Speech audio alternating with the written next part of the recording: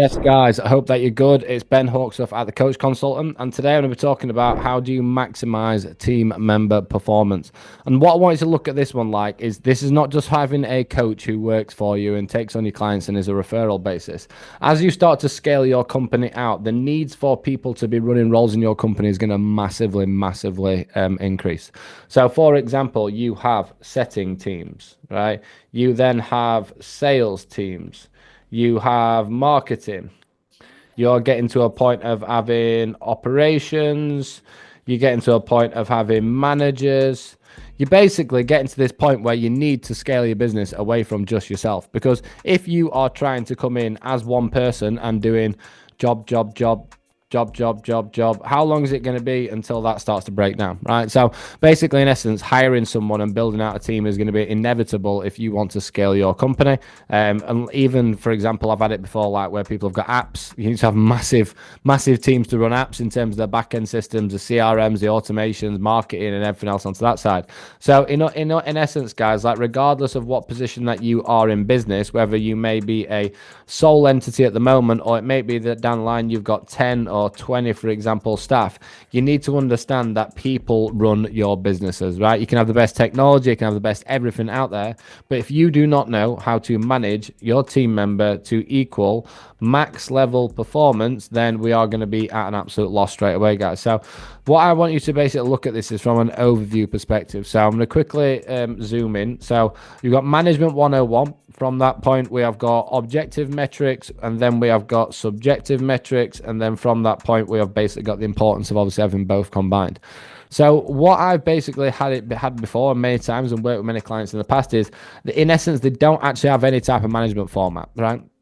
You cannot basically have someone in your business who does not understand what they need to be doing in terms of what KPIs to hit, how to manage the job, the SOPs that they are needed. So before you can even actually come in, and let's just say, for example, we will put performance here, we'll put performance down at the bottom, and then we'll get into a point of hiring there. What needs to come in this gap is basically training, SOPs, support, right?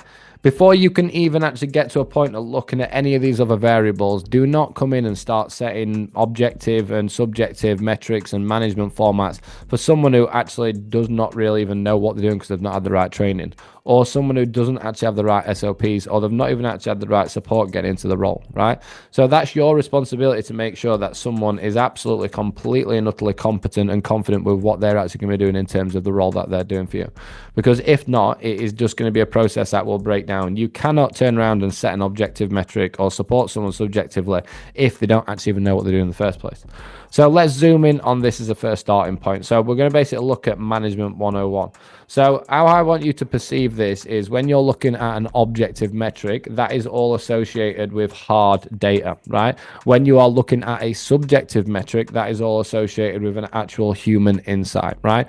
So for example, if you are an online coach or a personal trainer and we had a objective, right, that is basically going to be the actual metrics that they are tracking on a week-to-week basis. If we have got a sub, that is basically going to be a point where we're looking at how they are actually feeling and how motivated and inspired that they are, right? So when you're looking at objective and subjective management for a client, if you manage that accordingly, the chances of you actually getting a result is going to be 10 times better, right? So you may have heard many times, you cannot manage. So you can't manage what you don't measure, right? Simple as that. Sorry, I've just spelled that completely wrong. But in essence, the whole process breaks down if you're not actually managing someone properly. So what we're basically looking at when it comes to objective metrics is everything associated with what are the actual true facts. Because what you can basically find is that sometimes someone can just bullshit to you based on how they are performing if you are not tracking the actual amount of metrics, right? So when we're looking at facts, what we've got to take into account from that point is how do we actually look at facts? And that is going to come down to numbers. That's going to come down to measurable results, what progress is there, what efficiency, and what output, right? In essence, what I want you to imagine is that I'll try and draw a little robot. So imagine that this is basically a robot. I'm trying to do them robot emojis. That in essence is what we're trying to get when it comes to managing someone from an objective perspective, right? We want someone to be heavily obsessed with the metrics that they are working towards, but it also gives us the KPIs that we can look to actually look at benchmark assessments to see where things can or can't be improved.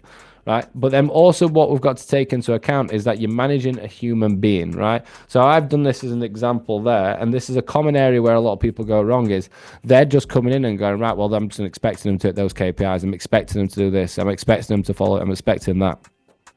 When it comes to a person, people will do whatever the fuck they want when they want, right? So the main thing is that we're giving them this type of objective structure, but at the same time, we are making sure this is not just about like, right, have you behaved well, or have you put effort in, or have you put adaptability in? So when we're looking at these kind of core areas of effort, behaviors, adaptability, understanding the actual team dynamics, what you basically need to look at here is it's not just about, right, you are doing good or you are doing bad. We need to make sure that we actually have clear support plans in place to actually help them, right? This is what subjective management for me is all about. Is I want to manage the human being and who they are as a person so that they can hit the type of stuff that I want them to do as a robot for KPIs within my company, right? If you get to a point, for example, and all you're doing is just running numbers and KPIs, but you're not managing the human, they may potentially get to a point where they're like, do you know what? I'm going to kind of come in and start actually resenting this. So you've got resentment. You have then got almost like just distaste, but in essence, that's the best way I could describe it when you don't manage someone emotionally. Like if all they feel like is they are just a moving part in a robot, they will start to drop off and their KPIs will start to drop down, right? So when we're looking at managing 101, imagine that we have got a balance scale. So as we're up here and that's not a balance scale, sorry. Imagine if we're there and we've got down, we've got scale there. We want to make sure that we are setting loads of KPIs for that person, right? But at the same time, we are making sure that we're actually supporting them as a human being as well, right? Because if you balance both of those variables together, that's where you'll see max performance for someone.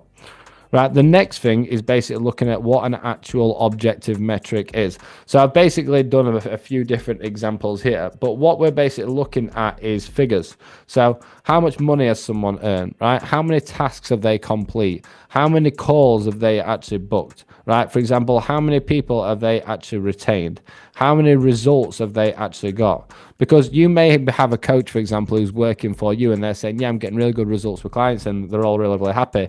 But how are you actually quantifying that? Like, have they got a result? Have they got a testimonial? Have they got feedback? So you're telling me everything's going well, but I'm not actually seeing the back end of it because we have clients who are dropping off. And also, I can't really see you producing as many results as I want you to. So you need to be coming in and making sure that you are continuously always actually setting clear targets for whoever it is within a business. So for example, if I put onto setting and then sales, what we're looking at in terms of objective data for that is going to be actual appointment booking rate, you've got no-show rate, you've got sales conversion rate, you've got all of these different metrics that we're basically looking at associated with how many messages have been sent out, what's the positive response like, how many people have got into an engaged conversation, and making sure that they are focusing on actual volume and they are focusing on targets at all times, right? When it comes to a coach, for example, who works within your company, how many results are you actually achieving and what is your current retention rate like, right? So for example, we're setting obsessively clear targets, which are most importantly very, very clear, quantifiable. It removes any bias. It allows to have a good evaluation and it sets actual clear KPIs and benchmarks for what's obviously coming up from that point.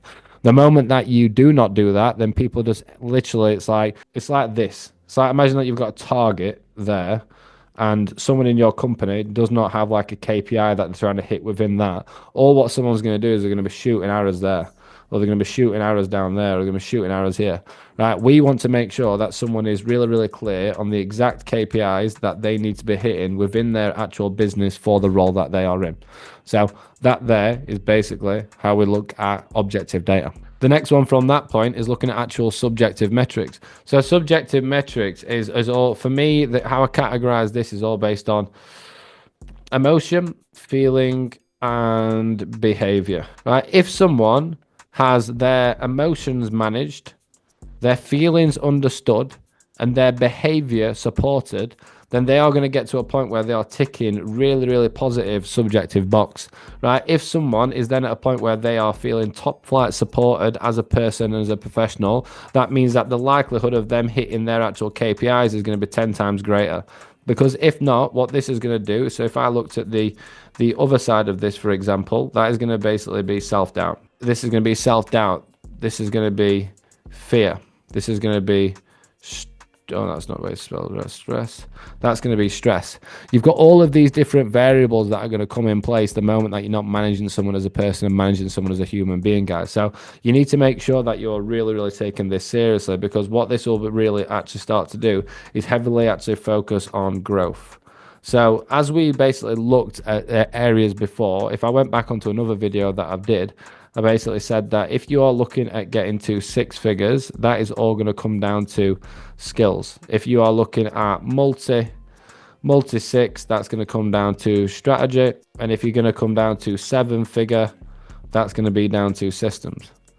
So it's so important that you are looking at subjective and objective management on a skill level, because how can you actually quantify that person's skill level if you are not managing what the actual objective target is, and if you're not managing them as an actual person in terms of actually improving their skills? Exactly the same when it comes to strategy, but this all comes back down to how you are baseline managing someone's skill level on an objective and subjective basis. And then what we're basically looking at as the final outcome for that is, when we've got an objective metric, what is going to be, it's like, sweet, we know exactly what has been achieved from that point.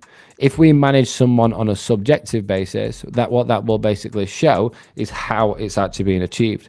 Has it gone in line with your expectation, the company's expectations? If you are in a position where you are managing someone's objective metric and subjective metric, you are going to have 10 times better decision making, you are going to have better evaluations, and overall you're going to have a 10 times better team culture, right? The moment that you, for example, do not have that is the moment that will lead to a substantial amount of conflict. If you have conflict in your business, then expect it to go down straight away. I have seen many providers and many people who have treated their team and treated their staff like shit, and then those team have just left them, and then their business has folded and gone backwards, right? People matter. I'm just gonna put that in massive capitals. People matter. If you bring someone into your business, right, it's on you. It's on nobody else. It's your responsibility to make sure that that person has KPIs, they have targets, and they have support. No one can come in and do that for you. And if you have an operations manager or a team manager, for example, you need to make sure that the type of stuff that you want from them is all being presented associated with what we're putting down on here. So they know the structure for management 101 with objective and subjective management. They have got clear objective targets and metrics to be focusing on them throughout. From that point, they have then basically got clear subjective support and areas that is going to upskill and support them as a human being and their emotion. And then finally, you are making sure that you are actually creating better decisions, you have got fair evaluations, and you've got a stronger team culture. And then over time, you just need to make sure that this continuously goes down into it. So whether you are a coach right now who's on 1, and for example, then you might get to a point, it's like, right, sweet, I've got 1, then I'm going to have another coach, then I've got a graphic designer, then I've got a setter, then I've got a closer, then I've got another setter, then I've got a web designer, then I've got an automations.